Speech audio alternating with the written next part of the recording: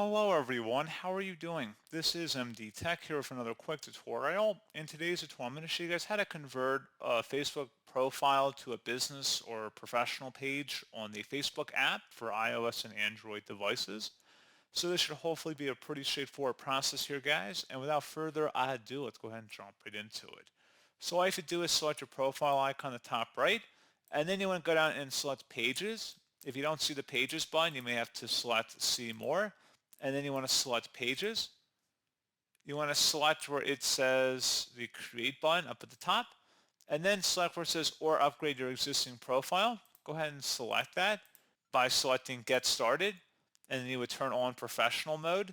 So you just would follow along with the on-screen prompts on that to turn it on, and that's all you'd have to do.